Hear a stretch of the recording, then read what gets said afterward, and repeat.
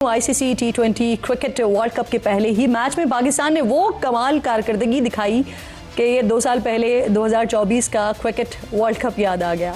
Pakistan team के इस रवायती wicket शिकन सिलसिले को ब्रेक लगाया 8वें नंबर पर आने वाले ऑलराउंडर फहीम अशरफ ने, जिनके 11 गेंदों पर 29 रन की इनिंग्स ने कौमी टीम को यकीनी शिकस्त से बचा लिया और उन्हें मैन ऑफ द मैच भी बना दिया।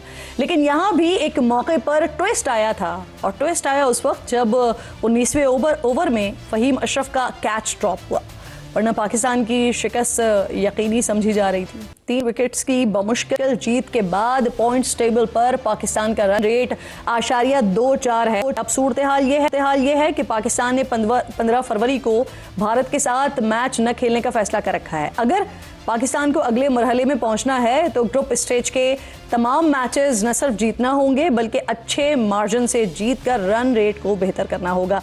साथ ही क्रिकेट से जुड़ी मोतबर वेबसाइट क्रिकइन्फो ये खबरें दे रहे हैं कि पाक भारत मैच को यकीनी बनाने के लिए आईसीसी और श्रीलंका ने कोशिशें जारी रखी हुई हैं। बैकडोर राबतों के लिए आईसीसी के deputy chief Imran Khawaja, UAE cricket board के मुबश्शिर उस्मानी पाकिस्तान क्रिकेट बोर्ड के चीफ मोहसिन नकवी से राबते में हैं।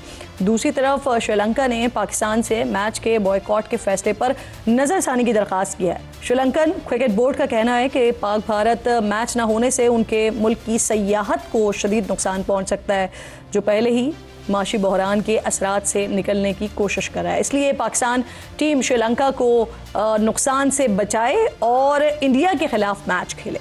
यहाँ पाक भारत मैच से जुड़ा जो सबसे अहम पहलू है वो माली है। मैच ना होने से श्रीलंका से कहीं ज़्यादा माली नुकसान आईसीसी और भारतीय क्रिकेट बोर्ड को हो सकता है, जिससे बचने के लिए ये तमाम तर कोशिशें हो रही हैं। भारतीय टीम के कप्तान ने भी कल कहा था कि वो 15 तारीख के मैच के लिए श्रीलंका जा रहे हैं। माहिरीन कह रहे हैं कि आईसीसी पाकिस्तान क्रिकेट बोर्ड को सालाना $35 मिलियन शेयर देता है। अगर पाक भारत मैच का मामला अफहाम व तफहीम की तरफ जाता है तो आईसीसी पाकिस्तान के शेयर में इजाफे की पेशकश कर सकता है। इन तमाम तर कोशिशों के बाद क्या पाकिस्तान अपने फैसले पर गौर कर सकता है, ये कहना बड़ा मुश्किल है। पाकिस्तान बड़ा वाज़ेह कह चुका है कि भारत के साथ मैच मुमकिन नहीं है। ब्रेक लीजिए, एक छोटा सा, वापस आते हैं।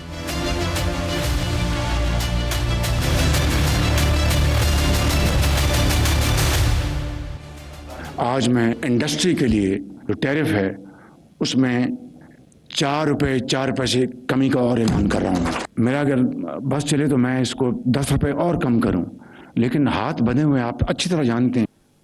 एक हफ्ते पहले ही वज़ीर आज़म शहबाज शरीफ ने जोश खरोश से ऐलान किया कि हुकूमत ने सनतों के लिए बिजली के नर्ख में 4 रुपये 4 पैसे कमी कर दिया है। उनका बस चले तो वो 10 रुपये और कम कर दें, लेकिन हाथ बंधे हुए हैं उनके। सनतकारों ने भी हुकूमत के इस फैसले को काफ़ी सराहा था, लेकिन यहाँ कहानी में एक बड़ा ट्विस्ट है, और वो ट्विस्ट अवाम यानी घरेलू सार्फिन के लिए है।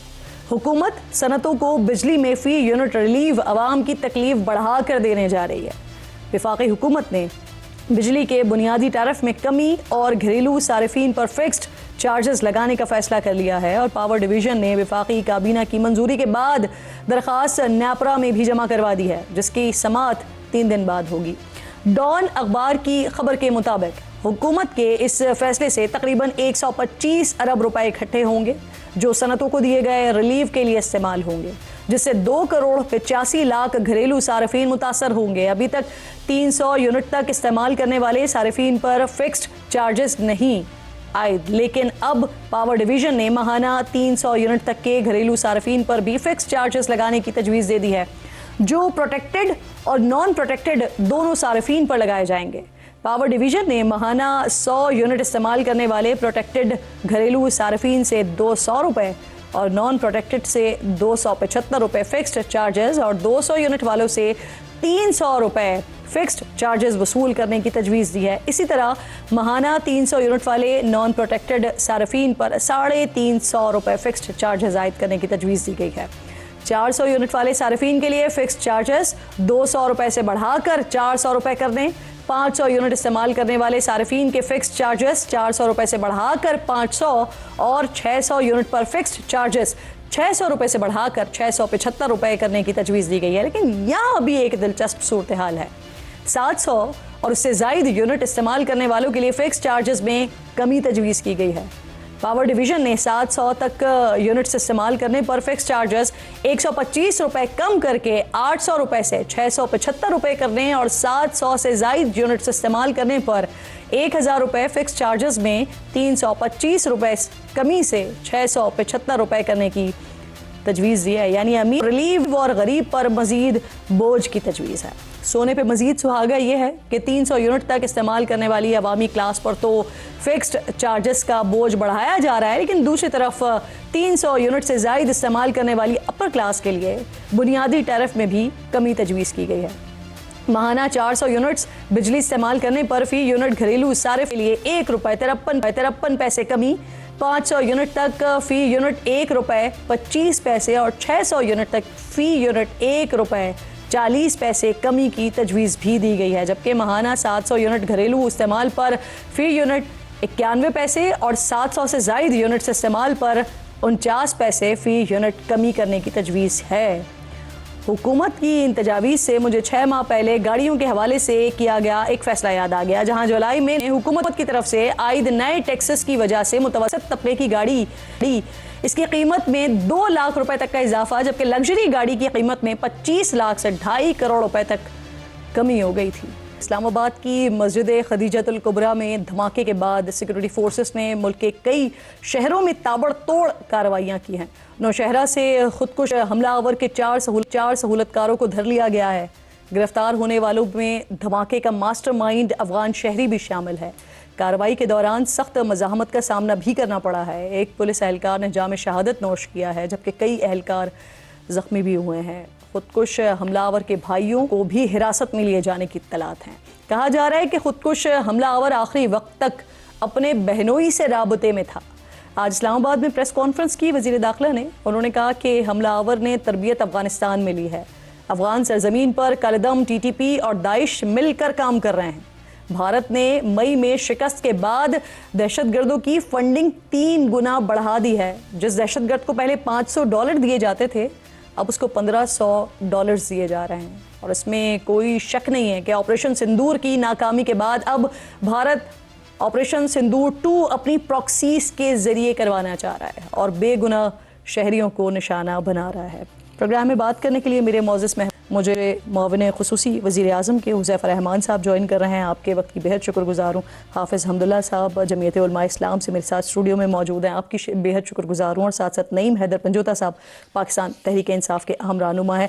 तीनों मेहमानों की शुक्रगुज़ार हूँ। हुज़ैफ़ा साहब, ज़रा आपसे सर बात का आगाज़ करते हैं। आज जो बात की गई वज़ीर दाखिला की तरफ से और जिस तरह का मौक़िफ़ रखा गया और जो कुछ हमारे सामने आ रहा है, जो कुछ बताया जा रहा है, सिचुएशन किस तरफ जाती हुई आपको नजर आ रही है? और साथ साथ अब क्या मजीद कार्रवाइयाँ बढ़ेंगी, क्योंकि 11 अफराद गिरफ्तार हुए हैं जिनमें दहशतगर्द की वालिदा भी है, भाई भी है, ये इत्तलात आ रही हैं, ये दुरुस्त है? जी बहुत शुक्रिया जी, बिल्कुल दुरुस्त मालूमात हैं जो आपके पास हैं। इसमें थोड़ा सा ऐड ऑन कर दूं। एक तो ये कार्रवाई जो है वो अफ़गानिस्तान में प्लान पूरी की गई जी, और बाकायदा दाइश का जो नेटवर्क है अफ़गानिस्तान में, उन्होंने इसकी सारी मनसूबाबंदी की। और उसके बाद जो आज हमारी इंटेलिजेंस एजेंसीज़ ने टेक्निकल और ह्यूमन इंटेलिजेंस बेस्ड ऑपरेशन किया, उसमें जो मेन ज़रा फैमिली से हट के मैं बता रहा हूँ, तो 4 उनके मेन फैसिलिटेटर अरेस्ट हुए हैं और 7 जो मास्टरमाइंड था इसका, वो भी एक दाइश शख्स था, उसको भी अरेस्ट किया गया है। इसमें ज़ाहिर है मज़ीद भी इंटेलिजेंस बेस्ड ऑपरेशन हो रहे हैं। और आपने देखा कि किस तरीके से ये लोग इतने मुनज़्ज़म हैं कि इतना बड़ा खुदकुश धमाके के बाद जब हमारी एजेंसीज़ और फोर्सेस ने कार्रवाई की तो हमारे 3 जवान ज़ख्मी हुए, एक जो है वो जिस तरह आपने बताया शहीद हो गए। अर्ज़ ये है कि देखें PTI के दोस्त भी बैठे हुए हैं, हम्दुल्ला साहब भी बैठे हुए हैं। इस बात को तो मैं एडमिट करना पड़ेगा कि दहशतगर्दी का जो जिन था वो बोतल से बाहर आ गया और दोबारा सर उठा रहा है। और जाहिर है उसका मेन हब KPK है, क्योंकि KPK में महफूज पनागाहें बना ली गई हैं। तो जाहिर है जो बात पिछले सर, मेरे लिए जो सबसे इम्पोर्टेंट है ना, वो ये है कि जो दहशतगर्द के हवाले से या खुदकुश बमबार के हवाले से जो इत्तलात आई हैं कि वो बाकायदा नौशहरा से जैकेट पहनकर पब्लिक ट्रांसपोर्ट से इस्लामाबाद पहुंचा है। इतनी चेक पोस्टें आती हैं सर रास्ते में, कैसे बच निकला? देखिए बात ये है कि अभी तो ये सारी चीज़ें कुछ मालूमात बेस्ड हैं और कुछ चीज़ें जो है ज़ाहिर है एजम्पशन बेस्ड भी होती हैं। जब आप इंटेरोगेशन कर रहे होते हैं उसमें 100% वो चीज़ नहीं होती, उसमें 95 to 98% एक्यूरेसी का मेयार होता है। ये assumption है अभी, ये कंफर्म इत्तला नहीं है। जो आप बता रही हैं ना कि वो वहां से चला, बस में बैठा, मुमकिन है बस में बैठ गया हो, रास्ते के अंदर कहीं उतर कर दूसरी और सवारी उसने अख्तियार कर ली। जो हुकूमती जराए से इत्तलात आ रही है, मैं तो वही कोट कर रही हूँ। आपने बात कही ना कि वो बस जो है तमाम रस्तों से गुजर कर आई, चेक पोस्ट आई। देखिए पहली बात तो ये किरण, दुनिया के अंदर सबसे बेस्ट इंटेलिजेंसिया जो है वो इन्हें जो चंद ममालिक में, उनमें इसराइल भी एक है, वो खुद कुछ धमाकों पे काबू नहीं पा सका था। खुद कुछ धमाकों पे काबू पाने का एक ही तरीका होता है, या तो आप बिल्कुल आलाकार हैं या मास्टरमाइंड हैं, उनको इमिनेट करें, जो हमने किया ऑपरेशन राय रास्त में, ऑपरेशन राय निजात में, या दूसरा तरीकाकार क्या होता है? दूसरा तरीकाकार ये होता है कि आप बेस्ट सिक्योरिटी अरेंजमेंट कर उसके नुकसान के एहतमाल को कम कर सकते हैं।